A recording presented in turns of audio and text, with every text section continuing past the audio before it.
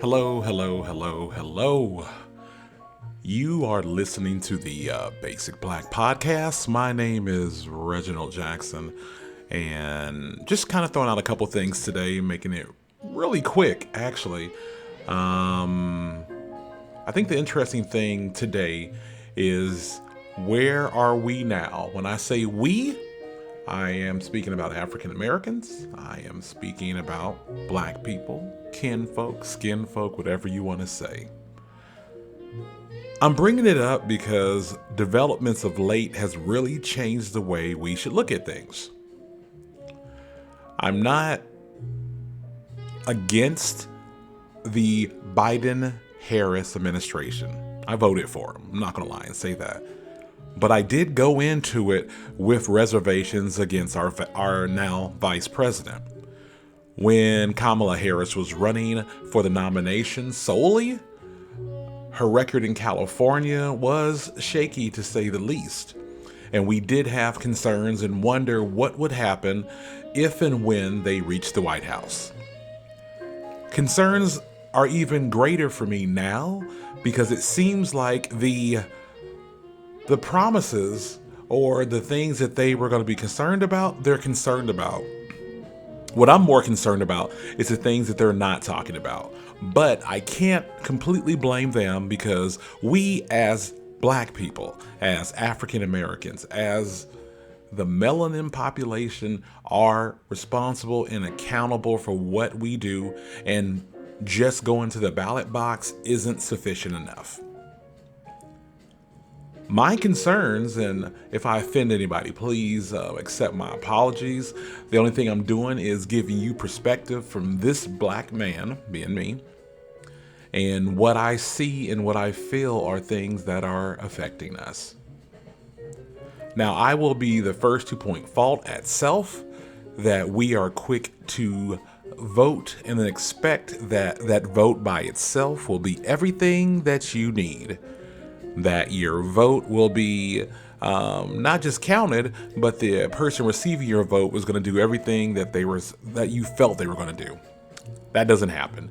We can't assume that. Voting straight Democrat, some people still do it. I used to do it, but now I vote more towards issues and other things.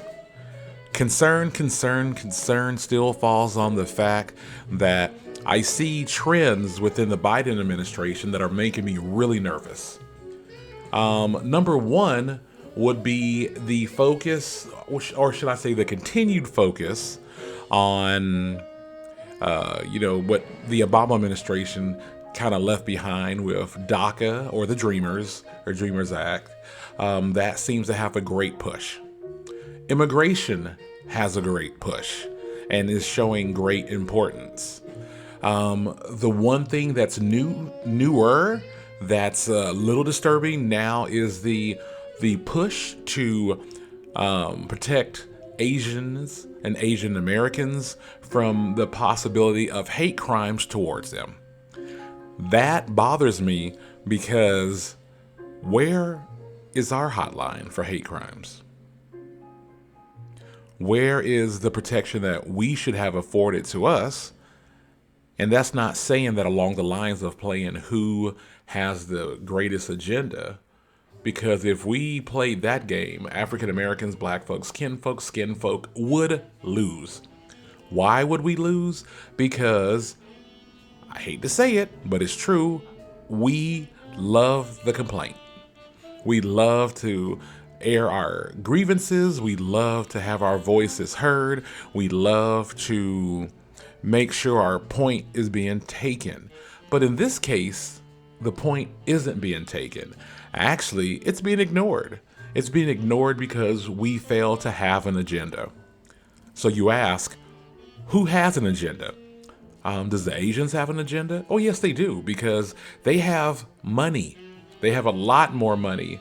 And that right there is the first step to having your own agenda, having your own economy, and then being able to turn that around unified to obtain protection for your group. And sadly, it's at the expense of us because it seems like when they talk about Asians and Asian Americans having attacks or being attacked or whatever happens, and it being perpetrated as a possible hate crime, it's being directed at black people. Concern still is along the lines as in, I have to blame my black people because they have basically made this situation over years and years and years of not doing anything. This isn't a surprise. This isn't something that we should say like, oh my God, where did this come from? Because we would be lying for saying that.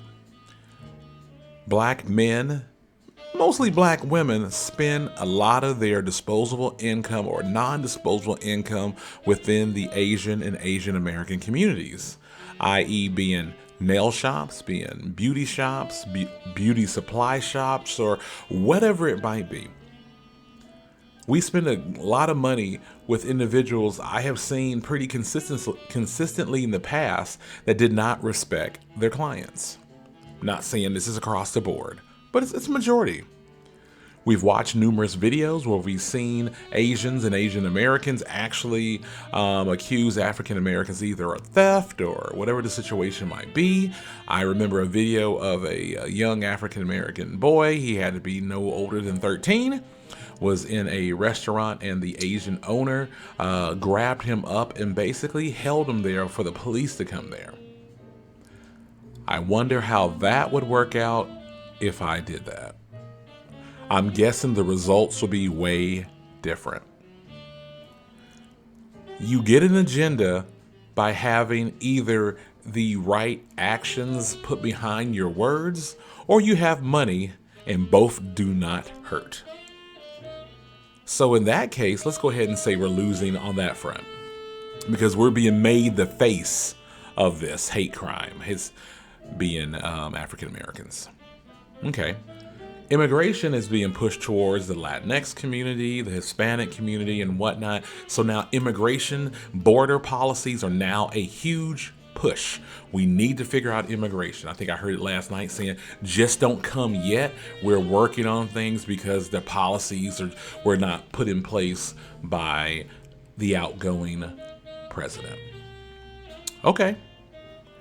So that now means that's two groups that are taken care of, and that still doesn't include why are black folks behind. Let's go to the group that can be anybody's group, that can have anybody in it, and that can benefit you if you are a member. It's the LGBTQ plus group, which is getting a lot of pushback, which is getting a lot of support. But it's interesting. It's not, you can say Black Lives Matter and you identify black people, or you can say, talk about different groups, but the LGBTQ plus, if I miss a couple letters, I apologize.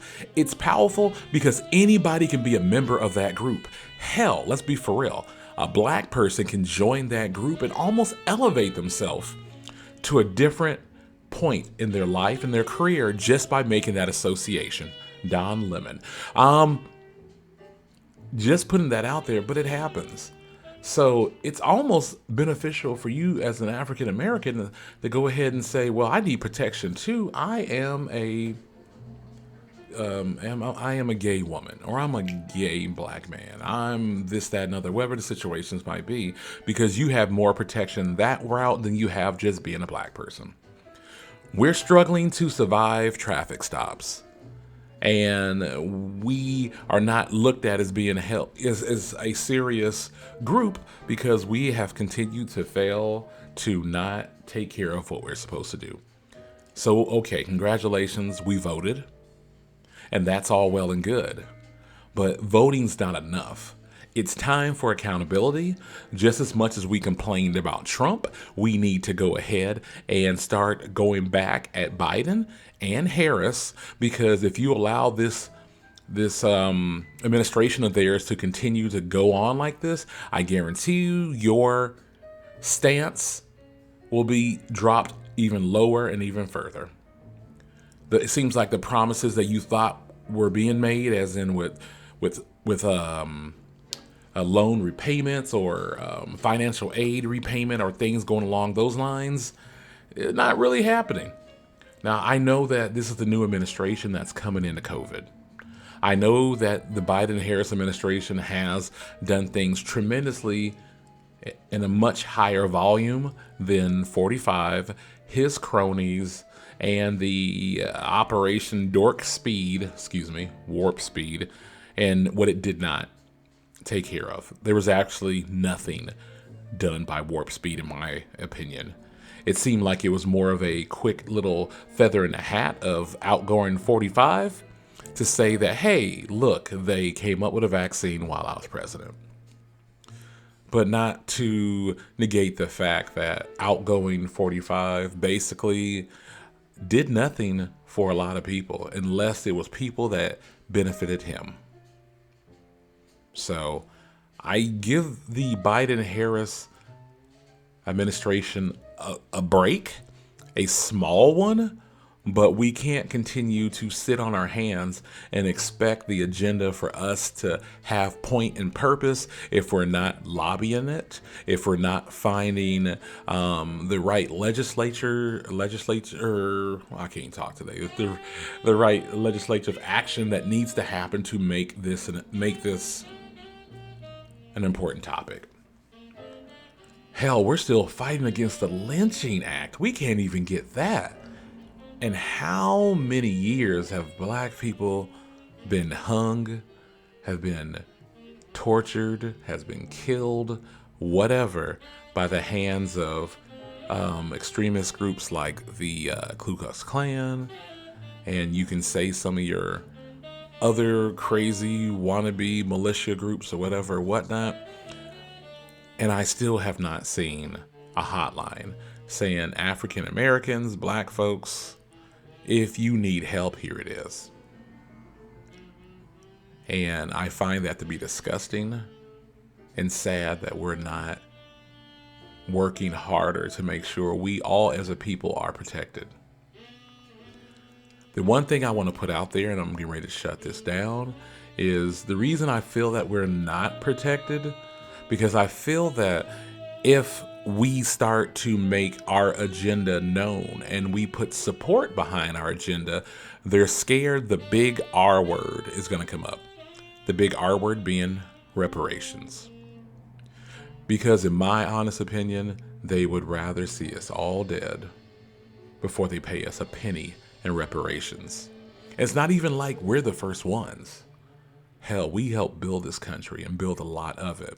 It was built on the sweat and on the backs and the blood and tears of many foundationally black Americans who have died and moved on, and their families have not profited from the work that has helped build this country. You hear about the Rockefellers, and you hear about J.P. Morgan, and you hear all these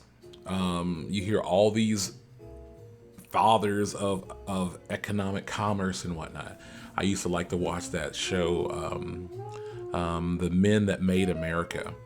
And I promise you, you will not see anybody that looks like me, that looks like you possibly, or just won't be an African American. Let's be for real. We celebrate our victories in the little things. Congratulations, we have Black History Month, shortest month of the year. I understand it used to be Negro Achievement Week, but I feel like we need more. I feel like we need to demand more, and I feel like things need to be done now, and accountability needs to be maintained and held, or we will continue to lose our ground and footing, and there will be groups continuously put above us, and our needs will fall to the side. And we need to avoid that, but we can't do that by being idle complainers. We got to work. And you got to hold this administration accountable, just like you would held 45 accountable or complained about 45. The question isn't what's going on, but what are you doing? So, I don't know. I feel like this is a great topic for discussion, and I hope that we can have it. Definitely feel free to send me a DM, an email, drop a line to me. Hell, leave a recording, whatever you want to do, and maybe I'll play it back or we can get a discussion going. My name is Reginald Jackson, and this is the Basic Black Podcast. Thank you for your time. Have a good one.